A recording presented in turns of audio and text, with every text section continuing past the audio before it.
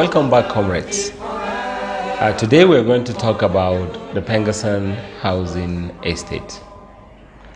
Each time I hear this name, it makes me feel like crying. Well, I cannot cry now because I'm a leader. I have to face the issues squarely and proffer solutions. First of all, let me commend the Investment Committee of the NEC, ably led by the Deputy President of PENGASSAN, Comrade Jude Nwago. The committee has done well in view of the circumstances that we find ourselves. Let me also commend the audit committee that looked through the implementation of the project of PENGASSAN Site 3. Their discoveries are mind-boggling.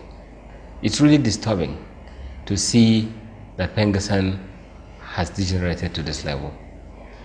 The issue we're in is that several colleagues have paid in their money with the intention of getting a befitting accommodation for their families. Some have done it in the name of investment. But more than 7 years down the line, nothing to show for it. The estate is not delivered. It's not even in good shape. The main issue here is that some of our colleagues have died. A good example is Comrade Barkindo of Petroleum Equalization Fund, who invested his money to get a befitting accommodation for his family. Today is no more. Another example is Comrade Ligda of Port Harcourt Refinery.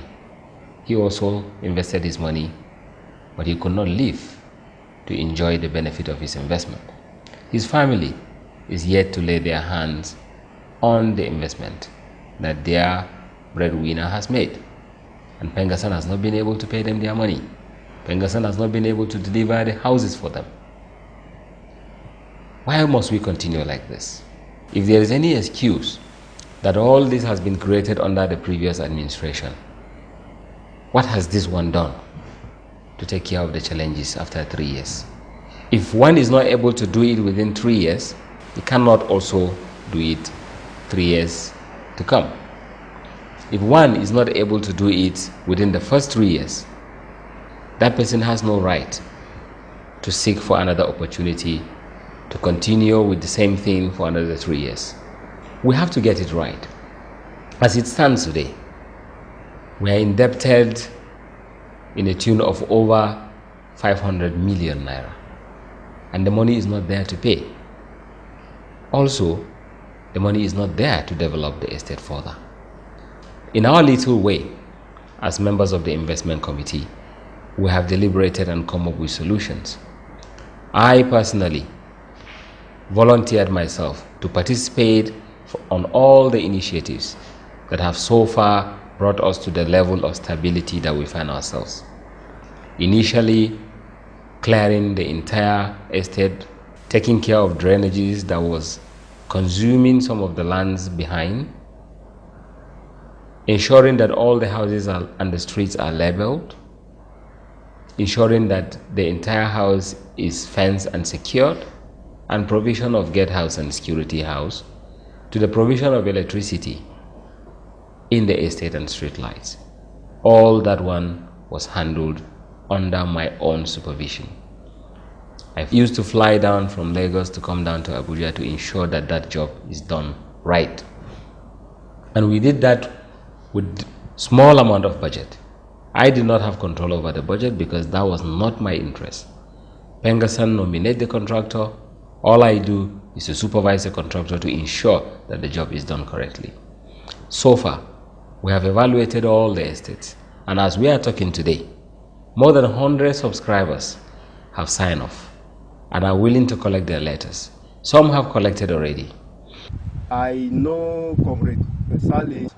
He used to come and supervise some work, especially like the clearing of this bush inside the PENGASSAN year 2015, and he used to supervise all the drainage that have been done down there, and the electricity work and the fence which they have been done, and this beautiful house, this security house that has been done last year through the clearing of bushes and the leveling of the houses and the road. That's where I take no Mr.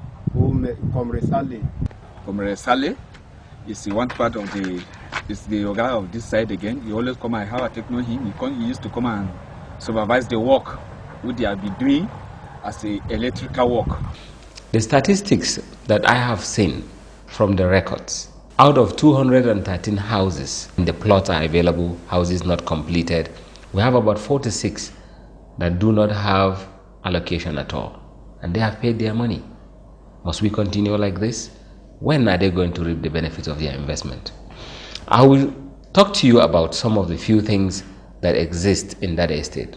The top 10 subscribers in that estate are: number one, NMPC corporate headquarters. 62 members of that branch subscribe to this estate, and their houses are not delivered to them, and their monies are not given to them either. If I'm coming as a unionist and I cannot deliver for my branch, being a president coming from that branch, what explanation can I give to the 62 subscribers, some of whom are no longer alive? What will I tell their families? That I'm given the opportunity to represent them for 3 years and I've not been able to deliver all these things to them. I've not been able to return their money. I've not been able to provide new ways. The next, of course, is Chevron with 26 subscribers. I hear that Chevron are also moving along with the same person that still could not deliver for their members 3 years after. Chevron, wake up. Because you are not just elected to go and befriend somebody. You are not elected to go and show compassion to somebody. You are elected to go and represent your people. And your people who have stake in this estate, 26 of them, cannot lay their hands on their investment. It's a shame that we continue to do that same path. Please, reflect backward and remember the reasons why people put you in that position is to defend their interests and do the right thing. The next one is Total. Poor Total. You have 14 of your subscribers who are waiting to have their houses delivered to them. It is not delivered to them. And of course, the list is long. Mobu, NLNG, PTDF, SPDC, KRPC, PPMC, DPR. A lot of them are there on the list. Their houses are not delivered. Their money is not given to them. We must not continue like this. We must find innovative ways through which this mess will be sorted. Reason why we've not been able to sort it, one is that we lack the commitment and we lack the ideas. And sometimes even if the ideas come, we feel that yes, we are on top until we approve, nothing goes. Yes, we agree there are financial difficulties, but what are we doing about it? Must we continue to give excuses that we don't have finances to do it? We have to look for finances and deliver these houses. If we can't deliver the houses, then give it to the owners as it is, refund them their money, and then they will move ahead to complete. Of course, the other thing is power tussle. We have realized that the deputy president being the chairman of the investment committee, and of course the president sitting at the top, who has to decide for any money to goes out, are conflicting, are fighting because of suspicion of succession, which ordinarily should not affect any member.